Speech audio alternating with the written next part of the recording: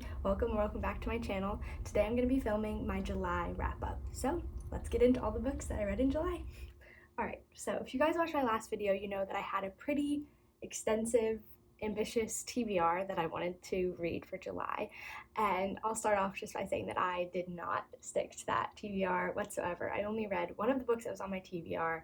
I did not have as much time as I thought, and I also just completely diverged into other books that were not on my radar at all, that I ended up reading in the month. So that's what happened with that.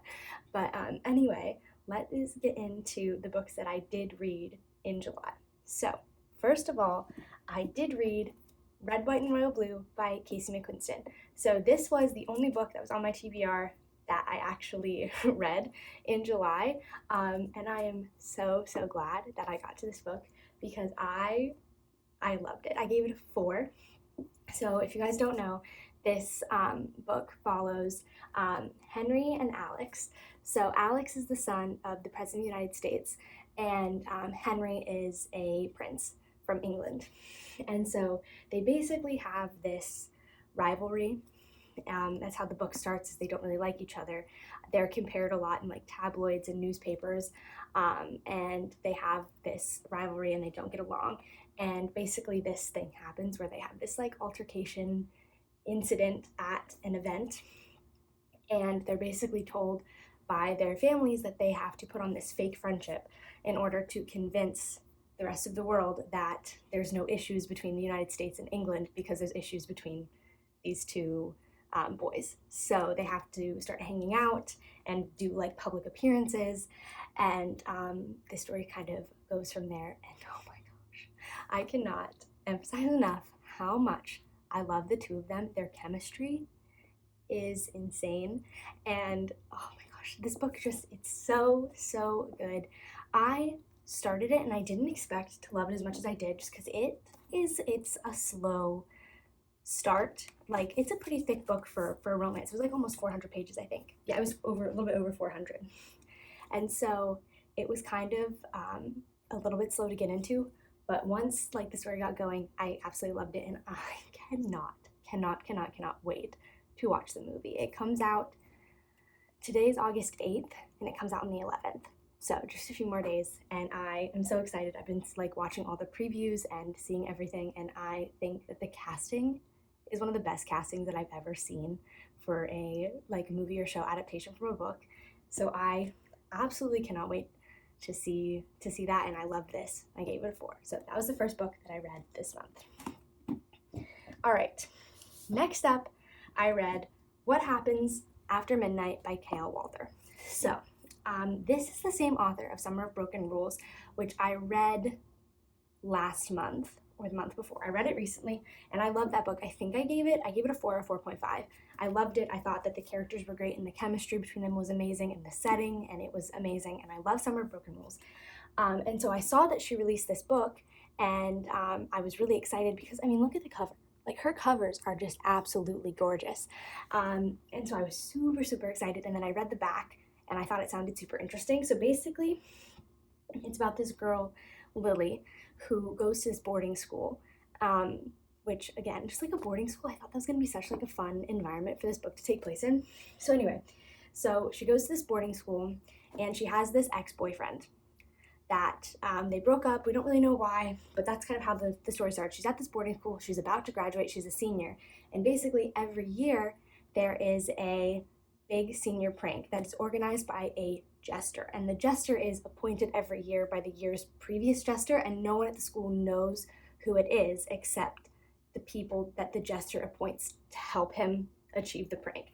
So Lily gets a note from the jester asking her to join his crew to pull off the senior prank, and you find out that the jester is Tag, and they basically spend the whole night running around the school putting on this prank. That's basically, like, that's all on the back of the cover, is that this is all the information that you get. And that's basically, in my opinion, all the book really was basically what was on the back cover. It was very disappointing. I felt very confused at points reading it. I felt like there was too much information and not enough like character development. And it felt like the prank itself, like if you read it, you'll see it's kind of underwhelming to me. Like there was like this big reveal of what the prank was going to be, and I kind of was like, oh, that's the whole prank. It felt kind of like kind of lackluster. But anyway, I ended up giving this a 3.5 because I do really like the setting a lot. The boarding school, it was a really fun vibe to read during the summer. And I liked Lily and Tag. Their chemistry is good. I just feel like we didn't get enough of them to really like support their relationship. But yeah, there's also Taylor Swift references, like crazy Taylor Swift references all throughout this book. I underlined all of them, but there's so many. So that was really fun as someone who likes Taylor Swift to be able to like read Taylor Swift references in the book. So I ended up giving it a 3.5. It was okay. If you want like a simple book, I would recommend it, but it was not as good as Summer of Broken Rules and kind of disappointing, in my opinion. So that was the second book that I read this month. All right, now moving on to the third and final book that I read in the month of July. It was Love Theoretically by Ali Hazelwood.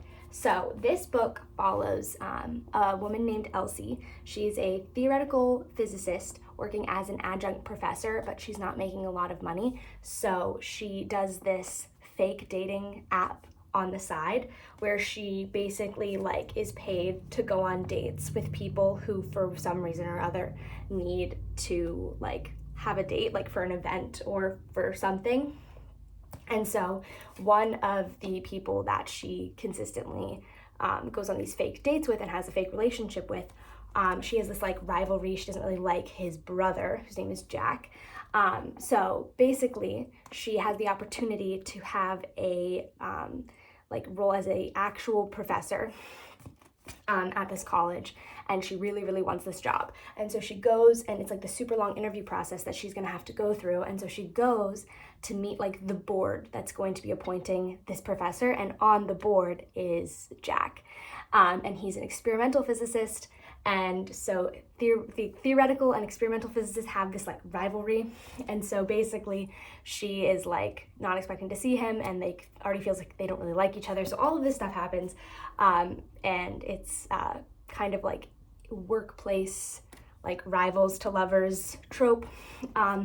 So I was expecting to like absolutely love this book because everyone had been raving about it.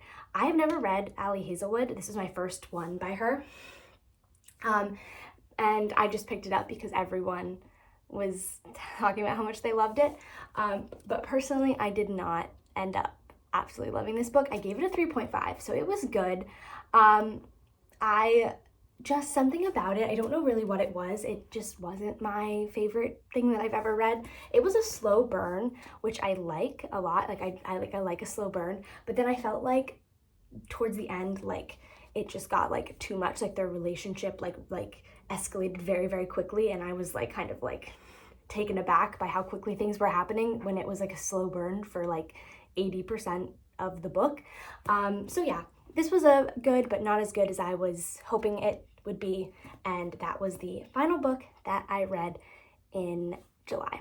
All right, moving on to talk about my August books. So this is not going to be an August TBR. Usually I have like my TBR that I want to read for the month, but this month I'm going to be moving back into school, and I'm already filming this late into the month because I got back from a trip, so I'm not expecting to get through that many books in August. So I don't have a set TBR, and I'm not going to like make a TBR list just because I don't think I'm going to have time to do a lot of reading. But something I did want to talk about is I decided after I read Love Theoretically, I was kind of in like a little bit of a book slump, and I started a few different books and I couldn't really like get into something, and I was like, I just need to reread like a comfort book that like I know I'm gonna get through. So I decided to do a reread of the Simon Snow trilogy. So that's what I'm doing right now is rereading Simon Snow. I've finished this book and I'm halfway through Wayward Son, which is the second book. And then I will be reading the third one after that, the final one. So yeah, so I don't have a TBR for August, but I am rereading. Hopefully I'll get through all of these and hopefully a few more after that. But I just wanted to say that this is my only real goal for August, is to finish my reread of Simon Snow. So that is all that I have for you guys today. I hope you guys enjoyed this video. Thank you so much for watching, and I hope you all have an amazing day. Bye!